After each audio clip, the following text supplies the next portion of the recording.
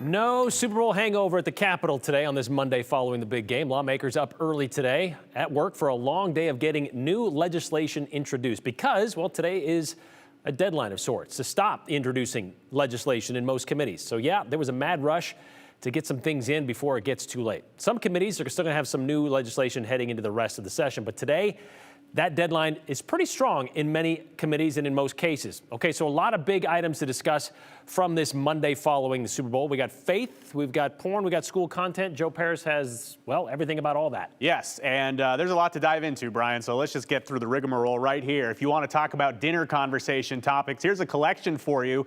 Let's start with the conversation Idaho has battled with for years, and it's on the topic of faith healing. And to summarize, the state of Idaho has provisions in the law that allow parents to not seek medical care for their children if it violates their faith. There are some communities in Idaho that opt for prayer and faith over medicine and doctors. Simply put, their faith does not allow the use of medicine, so the end of story there. Now, lawmakers in recent years have argued that those families cannot just watch their kids die and suffer with no consequences, but lawmakers have not been successful in those arguments in terms of changing laws. But they are now looking at another section of Idaho law on the same topic. So let's read together here. This is Idaho Code 18-401. It's the desertion and non-support of children or a spouse. And in very basic terms, the law says you need to take care of your spouse and your children. However, there is a provision for children in the law that says, quote, the practice of a parent or guardian who chooses for his child treatment by prayer or spiritual means alone shall not for that reason alone be construed to be a violation of the duty of care to such a child.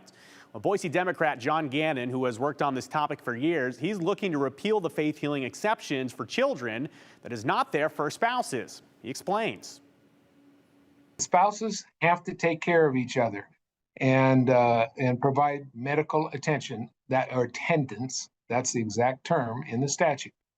And for the child, it's a little less stringent. And so what I'm saying is hey, let's treat the parents like the kids.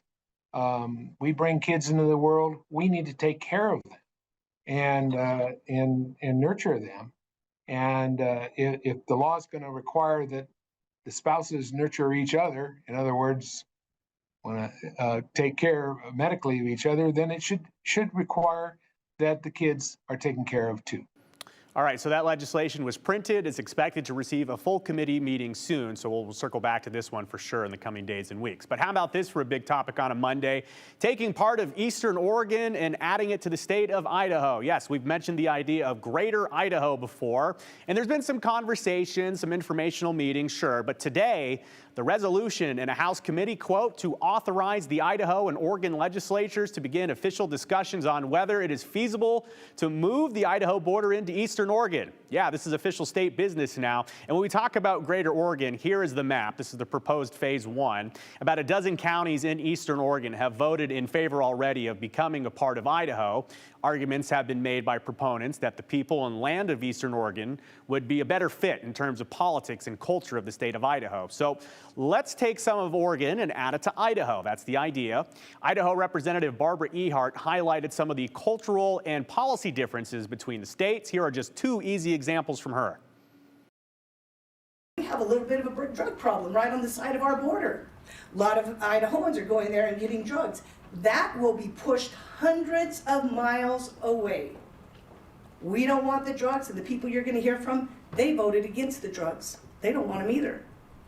We also have, I think, given what the stance Idaho's taken, an abortion clinic that is set up right on the border. Guess what? That's going to be pushed hundreds of miles away. So there's a lot of good things in this that are going to happen if this is something that continues. And I'll just say, as I mentioned, that yes, the other states are watching us. Other states are looking and trying to do the same thing. So to be clear, though, it does go far beyond just those two topics. Of course, there's economic and political living factors that are big-time considerations here. But we heard public testimony today in committee. Everyone who testified today is in favor of this idea.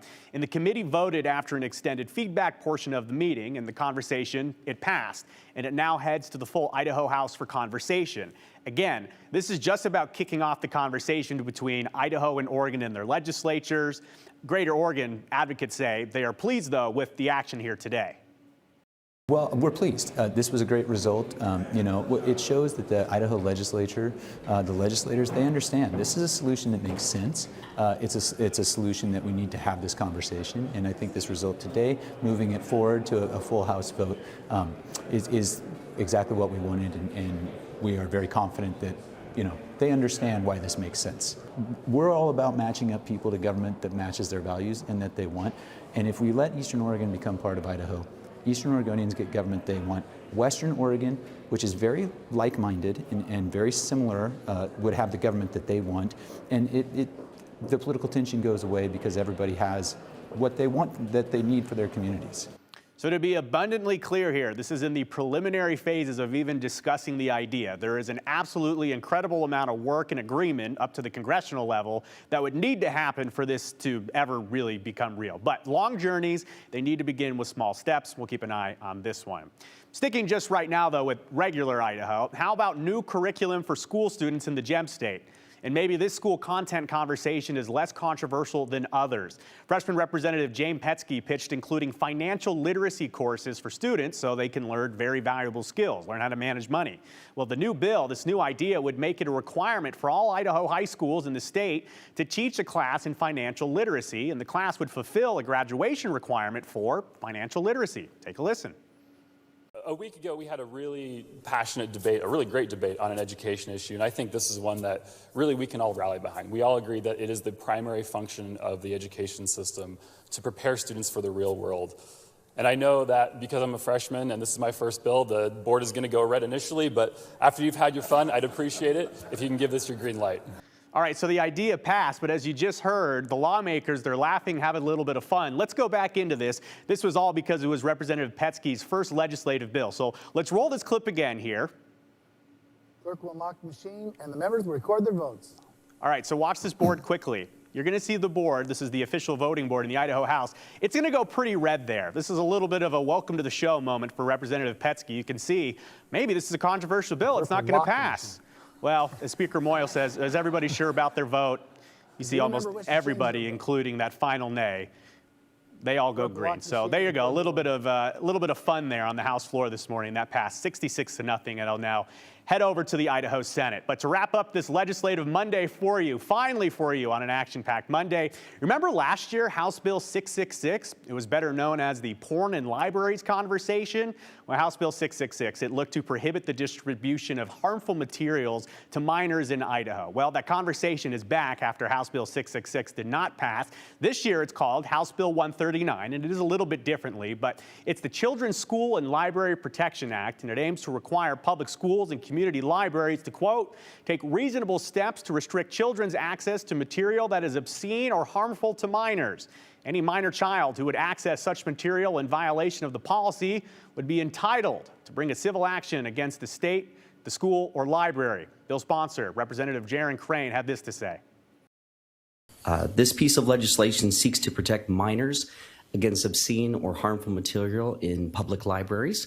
And seeing how these public school and community libraries are funded by Idaho taxpayer dollars, it is in the best interest of our state that these institutions make a reasonable effort to restrict access to children when it comes to these materials in libraries. So with that, Madam Chair, you have the RS before you, and I would ask that you introduce it and stand for any questions. Okay, so all of that was just some of the things today. A lot of stuff we didn't touch on, but major conversations on those topics that will be set up for debate in the coming weeks as well as the coming years. But Brian, of course, anything here on the 208 that the people at home want us to dive into, send us a text message. A lot for us to get into just here on a Monday. All right, thank you very much, Joe. All right.